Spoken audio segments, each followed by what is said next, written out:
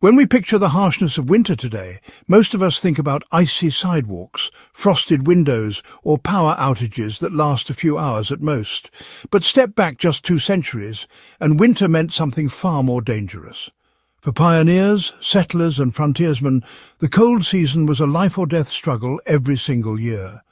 There was no central heating, no instant groceries, and no guarantee that the supplies you laid in during autumn would last until spring. Survival depended on a collection of hard-earned tricks, many of which have quietly slipped out of memory as technology replaced them. Yet these methods, once passed down through families, kept communities alive in blizzards, long freezes, and times when nature seemed determined to test human endurance. These tricks were never glamorous. They were born out of necessity, refined through trial and guarded closely as practical knowledge. Today they are rarely spoken of outside of history circles, but understanding them provides not just a glimpse into the past. It offers lessons in resilience that still apply in uncertain times. The double-layer shelter method. Pioneers learned quickly that the thickness of a wall alone was not the secret to warmth. What mattered more was trapped air. They often constructed cabins or dugouts with a double wall, filling the gap with moss, straw, or even packed snow. This created a form of insulation that rivaled modern building techniques. In bitter cold, this method could mean the difference between frostbite and comfort. Without insulation, even the strongest logs leaked heat, but with it, small fires could keep a family alive all winter.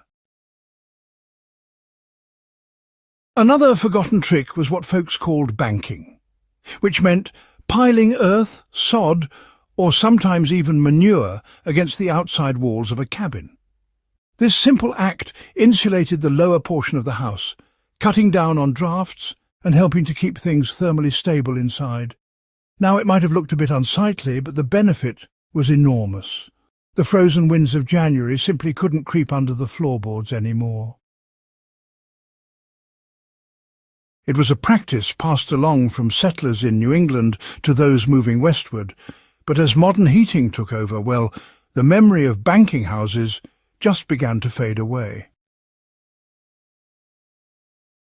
Keeping a fire going was absolutely essential, but fuel was often pretty scarce.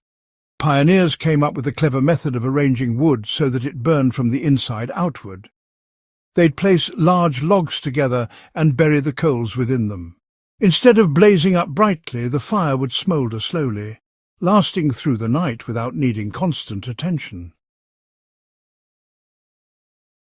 This not only conserved precious wood, but allowed families to wake up to warmth and live embers rather than frozen ashes. In an era when fetching more firewood could mean trudging through waist-deep snow, this method was, honestly, just invaluable. Long before electric blankets, heated stones provided nighttime warmth. Pioneers would place stones near the hearth during the evening, then wrap them in cloth and tuck them into beds. These stones radiated heat for hours, taking the edge off those freezing nights.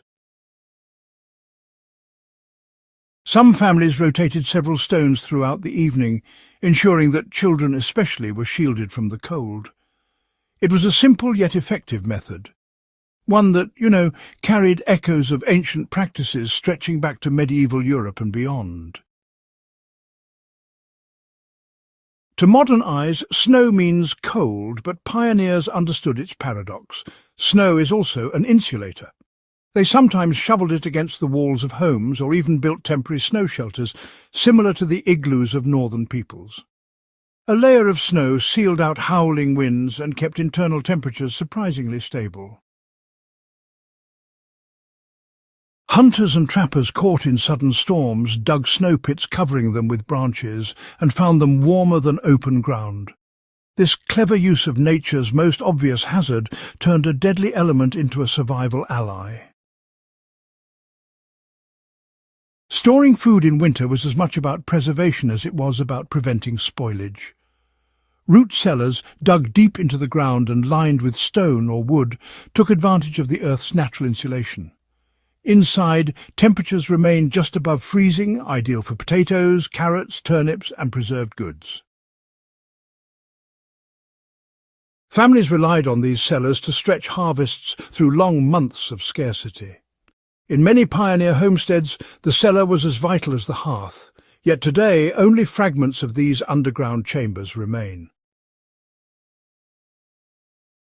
One of the most overlooked winter survival tricks was the use of animal fat. Beyond cooking, it served as fuel for lamps, waterproofing for boots, and even a crude skin protectant against frostbite.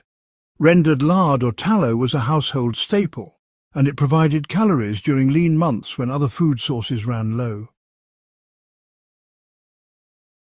In the harshest conditions, a spoonful of fat could supply enough energy to keep a labourer working for hours.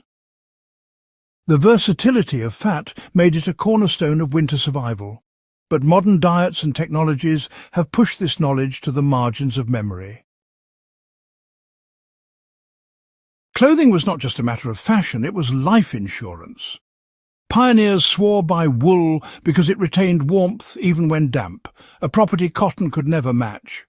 And when temperatures dropped further, they added fur, not simply as decoration, but as wind-breaking outerwear. Children were wrapped in layers of hand-spun wool, and mittens were sometimes lined with rabbit or beaver fur. These combinations, carefully maintained and passed from generation to generation, were tailored not by stores but by necessity. Without them, even short trips outdoors could turn fatal. Managing water was another challenge. Streams froze solid, and wells sometimes iced over. Pioneers harvested blocks of ice from rivers and stored them in sawdust or straw, which insulated them for months. This ice could be chipped and melted indoors to provide fresh water. In emergencies, they also learned to melt snow slowly, never consuming it raw.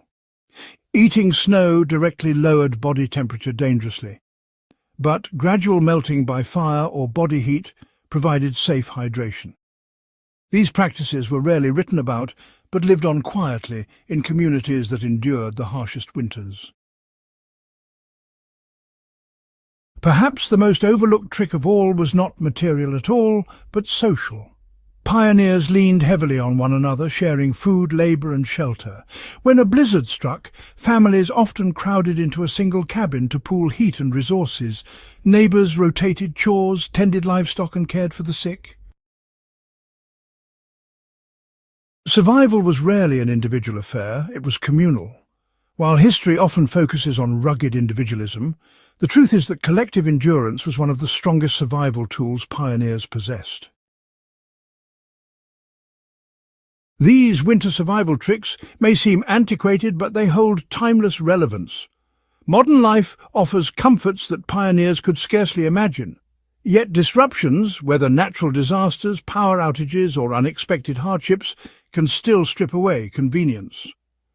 Understanding how pioneers endured without electricity, central heating or stocked supermarkets connects us to a deep well of practical wisdom. More importantly, it reminds us that resilience is not built on technology alone, but on resourcefulness, adaptation and cooperation. The pioneers' winter survival tricks stand as a quiet testimony to human determination. They remind us that survival is less about heroics and more about preparation, shared knowledge and respect for the natural world. These methods may be fading from collective memory, but they deserve to be preserved, not just as historical curiosities, but as living lessons for anyone who values resilience.